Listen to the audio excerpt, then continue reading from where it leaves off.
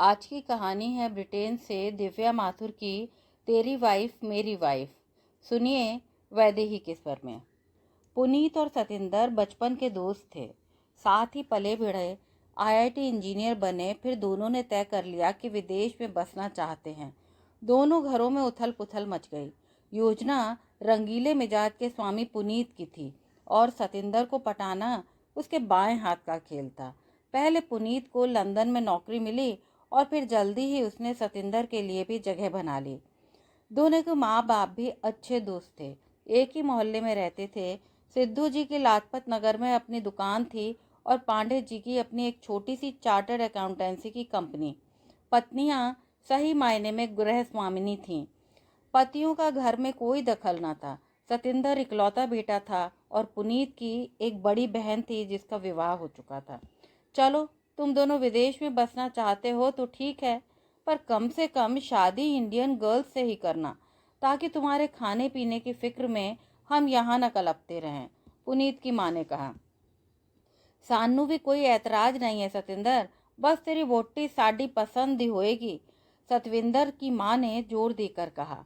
दोनों के माँ बाप को डर था कि यदि उन्होंने विदेशी युवतियों से विवाह रचा लिया तो परिवार से उनका रिश्ता सदा के लिए टूट जाएगा।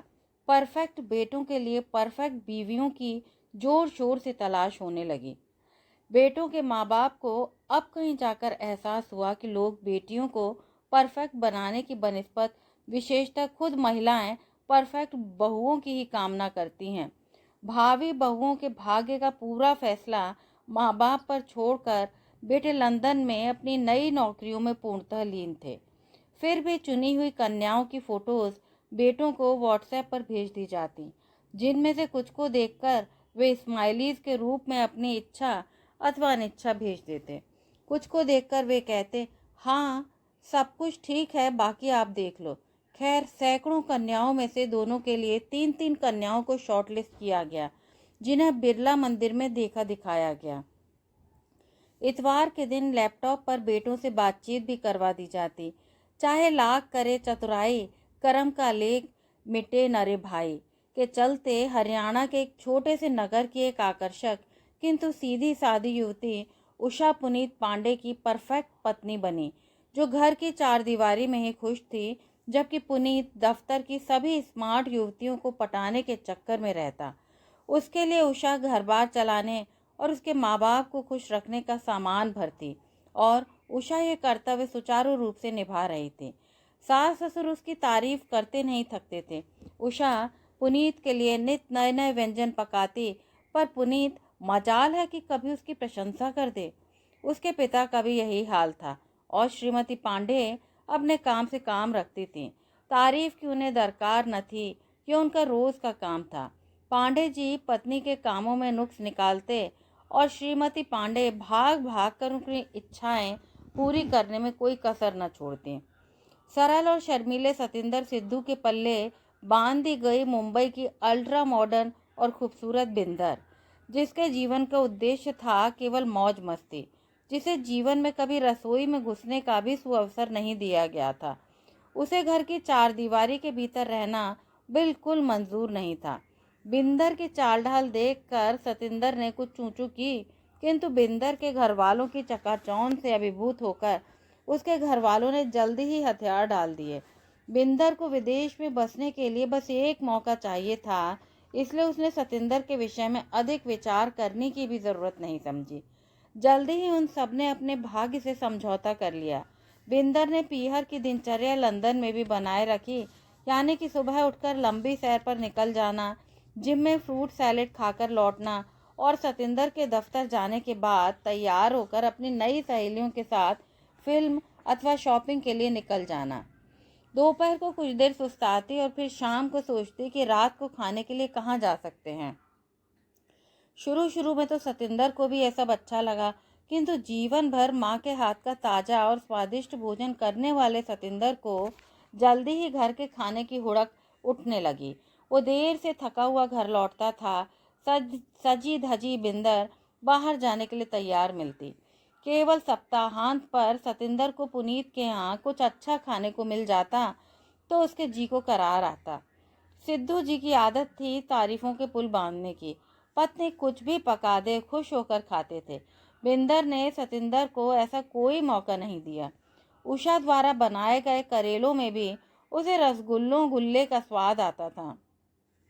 जब भी सतिंदर उनके घर आता वह दूने उत्साह से कुछ पकाने में जुट जाती। उषा जैसी परफेक्ट पत्नी मिलना बस भाग्य की बात है, सतिंदर सोचता। सतिंदर जी कितने अच्छे हैं, कैसा भी कुछ भी पका दूं हमेशा तारीफ ही करते हैं। काश कि पुनीत थोड़े से उन जैसे होते, उषा सोचती। पुनीत जब भी सजी धजी बिंदर को देखता, आहें भरता कि चिकनी और गदरीली बिंदर के पहलू में लिए घूमता, तो दोस्तों में उसकी धाक जम जाती। बिंदर सोचती, Puneet is a perfect gentleman. मुझे देखते ही उसकी बाँछें खिल जाती हैं। बेचारे को कैसी गंवार वाइफ मिली है। मैं तो उनके कैरेक्टर लेस घर में कदम न रखूं। और इस तरह चारों की बेगैरत जिंदगी बीत रही थी। शनिवार की सुबह सुबह सतिंदर आदम का। हर सप्ताहांत पर यही होता था, पर मजाल है कि उषा के मुंह पर एक शिकन भी आ जाए। मुझे मुसाए रात के कपड़ों में पांडे दंपत्ति अभी सुबह की चाय पी ही रहे थे। हमेशा की तरह पुनीत ने पत्नी के से चाय और पकौड़े बनाने के लिए कहा। वह खुशी खुशी पकौड़े बनाने के लिए उठ खड़ी हुई। मेहमान उसके लिए भगवान समान थे। पांडे के रूखे सूखे व्यवहार के विपरीत वह कितना आदर करता था उषा का। यही कारण था कि पांडे के सभी दोस्त उससे ईर्ष्या करते थे, विशेषतः सतिंदर, क्योंकि मेहमानों के आने पर बिंदर सच धज कर गप्पे मारने बैठ जाती। झक मारकर सतिंदर ही को चाय नाश्ता तैयार करना पड़ता। शनिवार और इतवार के दिन वो 10 बजे तक बिस्तर से ही नहीं उठती। You are so lucky Pandey, you got a perfect Indian wife. चाय के साथ गर्म पकौड़े और हरी चटनी सतिंदर की कमजोरी थी। बिंदर तो पकौड़ों के नाम से ही बिदक जाती थी। जानते हो कितनी कैलोरीज होती हैं पकौड़ों में? आज अपने लिए हाफ फ्राइड एग क्यों नहीं बना लेते? रोज सुबह भी उसे ओट्स खाकर ही गुजारा करना पड़ता था, क्योंकि उस वक्त बिंदर के जिम जाने का समय होता था। तो तेरी वाइफ कौन सी अंग्रेज है? पुनीत ने चिढ़ते हुए कहा। जिसे देखो उसकी गंवार और बेडौल पत्नी की तारीफ करता रहता है। चटक रंगों में लिपटी, होठों पर संतरी लिपस्टिक लगाए बिंदर के सामने उसे उषा बेडौल और गंवारू लगती थी। उषा की खामोशी ने पुनीत को वाचाल बना दिया था। धीरे धीरे उसे आदत हो गई उषा पर धौंस जमाने की, कभी कभी बदतमीजी से बात करने की। ओहो जी, वो तो अंग्रेजों की विनानी है। सिद्धू, दूसरों के गार्डन की घास सभी को ज्यादा हरी दिखती है, और तेरी वाइफ से तो सारे पड़ोसी रश करते हैं, यू नो। कहता तो पुनीत सेक्सी चाहता था। सतिंदर जानता था कि उसकी पत्नी बिंदर के प्रति उसके अड़ोसी पड़ोसी और दोस्तों के मन में क्या था। तीखे नैन नक्श, लंबी दुबली पतली और गोरी मनचली बिंदर को देखकर लोग यही सोचते वह एक कामुक स्त्री थी। टाइट पश्चिमी ड्रेस में उसके शरीर का एक एक उभार निखर आता था। मुस्कुराहट बांटती हुई वो जिधर से निकल जाती, राहगीर उसे एकटक देखते रह जाते। अरे उषा, पकौड़ों में कितनी देर है? बात बदलने की गरज से चिल्लाया तो सतिंदर घबरा गया कि कहीं उसकी वजह से उषा नाराज न हो जाए और वह पकौड़ियों से भी हाथ धो बैठे। जरा से ऊंचे स्वर में बोल देने भर से बिंदर सतिंदर से 3-4 दिन तक नहीं बोलती। 100 बार सॉरी कहने पर भी वो अपने चाचा के बेटे बहू के घर चली जाती और उसके कान पकड़कर वादा करने पर ही लौटती थी कि वो अपनी रानी से फिर कभी ऊंची आवाज में बात करने की जरूरत भी नहीं करेगा। बस 2 मिनट और दीजिए। उषा की हर्षित आवाज सुनाई दी। उषा की जगह यदि बिंदर होती तो सतिंदर की ऐसी की तैसी कर देती। तू क्या कह रहा था पांडे? सतिंदर ने फिर पूछा। सौभाग्यवश उषा पकौड़ों की प्लेट और केचप लेकर आ पहुंची। हरी चटनी नहीं बनाई? पुनीत ने झल्लाते हुए पूछा तो उषा घबरा गई।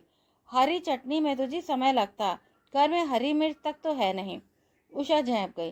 बिना हरी चटनी के पकौड़ों का क्या मजा? पांडे यार, तू भी हद करता है। गर्मा गर्म चाय और पकौड़े खाने को मिल रहे हैं, तुझे चटनी की पड़ी है। Thank you so much Usha जी, सतिंदर ने कहा। तू तो खा, मैं बिना हरी चटनी के पकौड़े नहीं खा सकता। चटनी बनाने में क्या देर लगती है? हरी मिर्च तो कॉर्नर शॉप पर ही मिल जाएगी।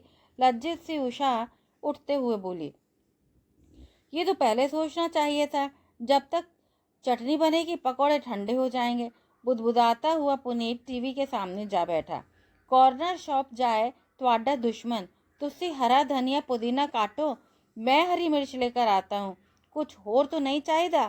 नहीं नहीं सतविंदर जी, आप परेशान ना होइए, मैं लेके आ रही हूँ, 5 मिनट भी नहीं लगेंगे। सहमी हुई उषा चप्पल पहनते हुए बोली। इस वक्त उसे सतिंदर का घर में रहना आवश्यक लगा, अन्यथा उसे न जाने क्या क्या सुनना पड़े। मेरे होते हुए आप बाहर नहीं जाएंगे? गुस्से में पुनीत की ओर देखते हुए सतिंदर बाहर निकल गया। इसके पहले कि पुनीत उसे कुछ और खरी खोटी सुनाता, उषा रसोई की ओर बढ़ गई। उसके आंसू बरसने को थे। सहायता करना तो दूर, पुनीत अपने दोस्तों के सामने उसका अपमान करने से बाज नहीं आता था। यहाँ उषा का कौन था जिससे वह अपना रोना रोती? इस वक्त पुनीत की माँ घर पर होती तो कहती, बहू, घर में सब कुछ होना चाहिए, न जाने कब किस चीज़ की ज़रूरत पड़ जाए। पुनीत को तो चाय के साथ भी हरी मिर्च चाहिए। सतिंदर वापस आया तो उसके साथ ट्रैक सूट पहने हुए थी बिंदर, और बिंदर का कोच डेनिम इब्राहिम। वे दोनों उसे दौड़ लगाते हुए मिल गए थे।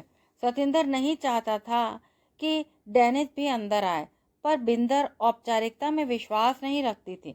मिस्टर पांडे, आप कह रहे थे ना कि मेरे कोच से मिलना चाहेंगे, तो लीजिए, मैं इन्हें आपके घर ही ले आई।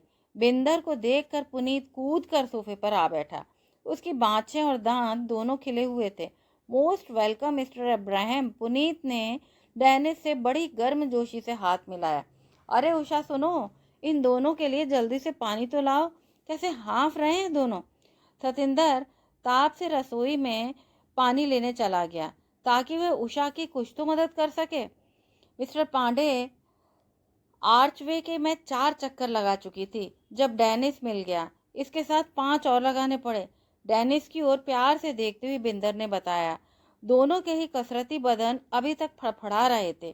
प्लीज़ आप मुझे मिस्टर पांडे कहकर मत बुलाया कीजिए। पुनीत ने मन ही मन सोचा कि यदि वह एक विदेशी कोच को उसके पहले नाम से पुकार सकती है तो मुझे क्यों नहीं। डन, आप भी मुझे बिंदर कहकर बुला सकते। बिंदर मचल कर बोली, लीजिए पकौड़े आ गए, फ्रेश हरी चटनी बनवाई है मैंने स्पेशली आपके लिए।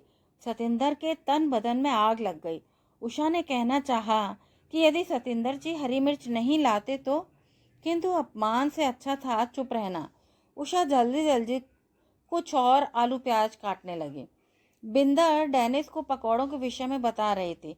पकौड़े बहुत ऑयली होते हैं, हमें तो बस अदरक वाली चाय बना देना।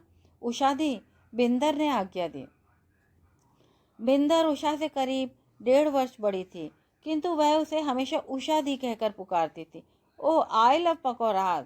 डेनिस ने प्लेट में 3-4 पकौड़े लेते हुए कहा।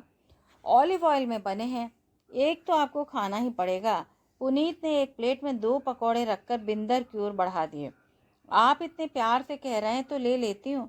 बिंदर ने नाक चढ़ाते हुए प्लेट थाम ली और पकौड़े को घुमा फिराकर देखने लगी। पांडे जी, हम भी तो खड़े हैं दिल थाम के। सतिंदर ने मजाक में कहा।